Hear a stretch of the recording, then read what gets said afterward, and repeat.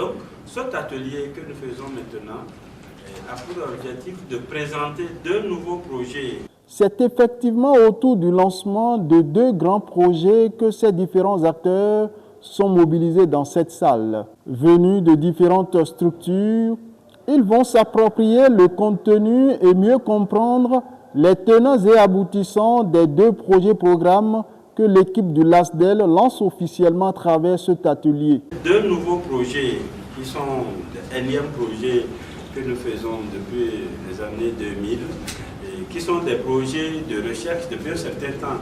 Nous avons avancé de la recherche fondamentale où on produisait uniquement de la connaissance sur des thématiques précises vers la recherche-action où nos connaissances produites doivent être transférées en dispositifs utilisables pour des gens qui travaillent sur le terrain.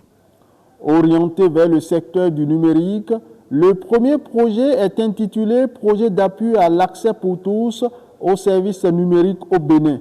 Quant au second projet, il est dénommé « Programme d'analyse des systèmes d'apprentissage paysan au profit des lycées techniques et des acteurs de l'agriculture et est axé vers le domaine agricole ». À cet atelier qui consacre le lancement des 10 projets, les différentes structures opérationnelles impliquées dans la mise en œuvre effective des 10 projets ont affiché leur élan et leur détermination à travailler aux côtés de l'équipe du LASDEL. La diversité et la richesse de nos profils en ces lieux de recherche révèlent un besoin pressant de croisement et de mise en dialogue des savoirs et des types d'acteurs différents en vue de produire une connaissance plus affinée dans le domaine agricole.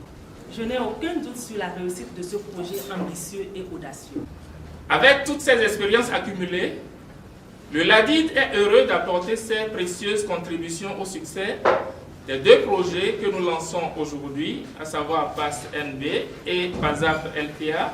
Je souhaite brillant succès aux différents travaux prévus dans le cadre de cet atelier, ainsi qu'aux projets concernés. Financé et appuyé techniquement par la coopération luxembourgeoise et l'Agence française de développement, ces nouveaux projets prendront corps dans les 4 départements de la partie septentrionale que sont le Borgou, la Libori, la Takora et la Donga, ceci pour une durée de 3 ans. Ce projet de recherche, nous l'avons conçu avec Emmanuel comme étant une façon innovante d'avoir pour le Luxembourg une pratique réflexive de sa coopération au développement, c'est-à-dire une pratique où il y a une authentique démarche d'introspection de nos moyens et volonté de mise en œuvre de nos projets de coopération sur le long terme. Et on espère vraiment que ce programme nous permettra d'avoir des projets de coopération où chaque savoir expérientiel a sa juste place.